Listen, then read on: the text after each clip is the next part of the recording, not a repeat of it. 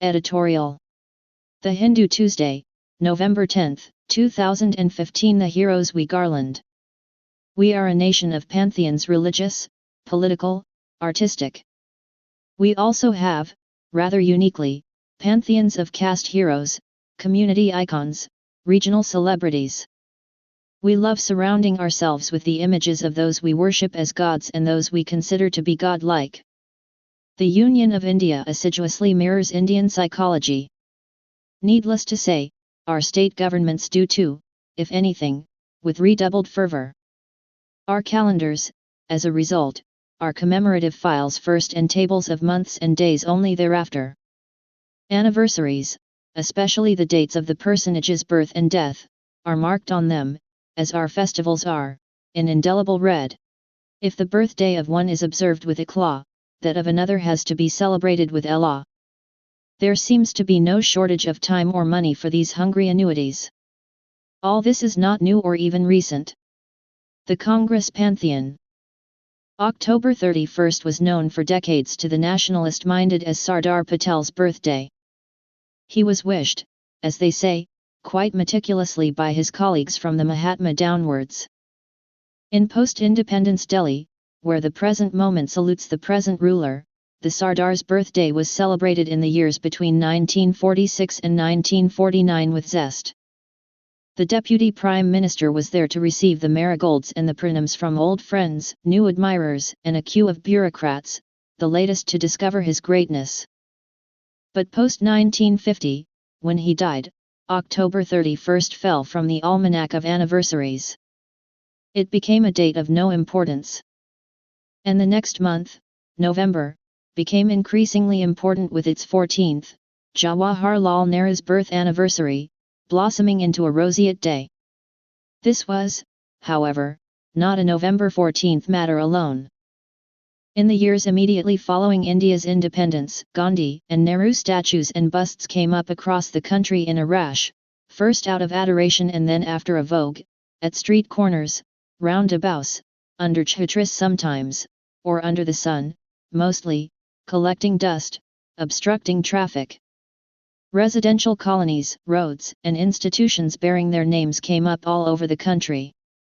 And unwilled by those two, Gandhi and Nehru became cults, icons, political deities.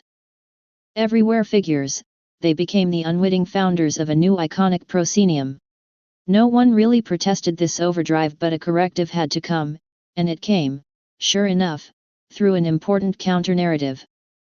The nation had begun to see by the mid-1970s something very limited and limiting about one pantheon, a Congress pantheon, dominating the political and geopolitical landscape of India. Birth of a counter-trend. There is no precise date or year that can be cited for the birth of this counter-trend, but one might say that a sense of unease with the Congress's pantheon turned into a sense of surfeit, of a glut, with the masquerading of Indira Gandhi during the national emergency promulgated in 1975. That year was also the centenary of Sardar Patel's birth, a landmark anniversary which was drowned out in the orchestrated India is Indira/Indira is India chorus. And the consequence? A new cycle of counter-commemorations gathered momentum. Bhagat Singh, Netaji Subhash Chandra Bose, B.R. Ambedkar, E.V. Ramaswamy Periyar, among others, came to be given a parallel and retributive pedestaling by their natural and wide constituencies. There was a certain historical verity to that process. A wrong was being righted, a lack was being supplied. However, what we have been witnessing in more recent times belongs to another order, an exclusive order, that of commemorative vengefulness.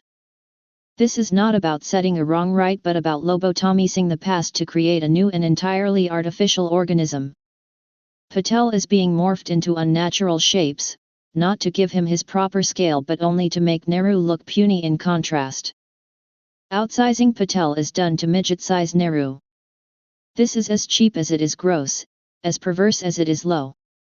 Alongside Patel, there is also to be seen a kind of opportunistic restoration being attempted by Hindutva of Netaji Subhash Chandra Bose, of Dr. Ambedkar, of Lal Bahadur Shastri, P.V. Narasimha Rao. And, most brazenly, in Bihar, of Jayaprakash Narayan.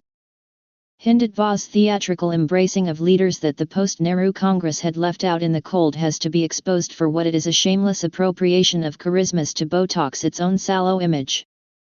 But the plain truth, for the Congress a bitter truth, must also be recognized. It is the Congress's abandonment of Patel that has led to Hindutva's adoption of Patel.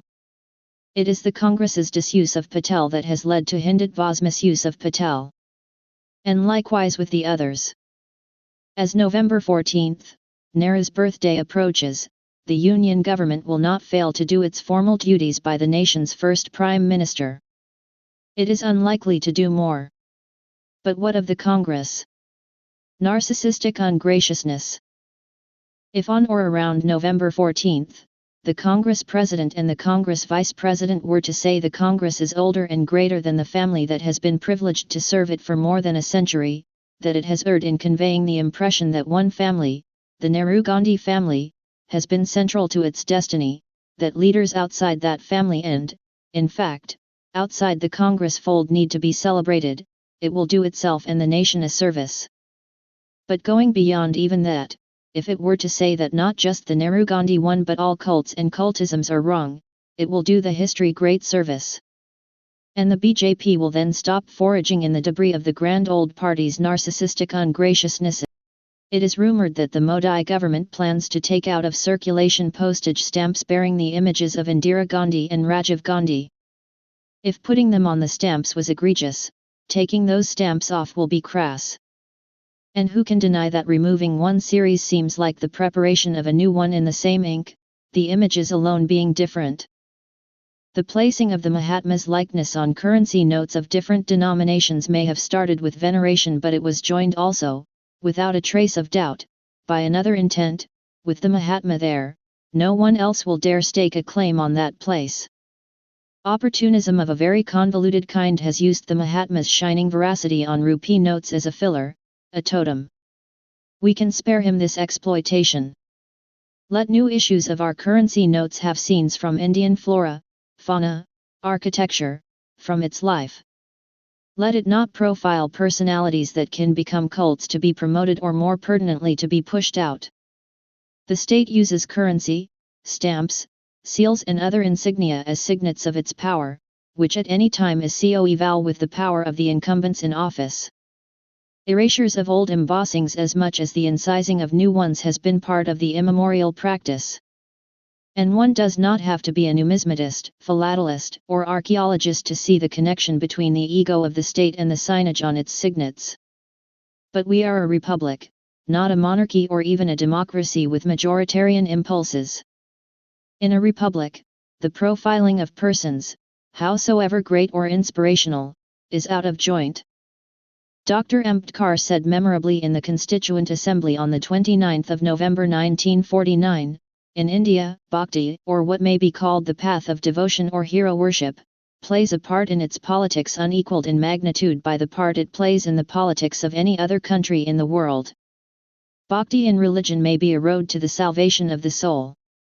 But in politics, bhakti, or hero worship is a sure road to degradation and to eventual dictatorship. Thank you. Keep visiting dipocart.com/editorial.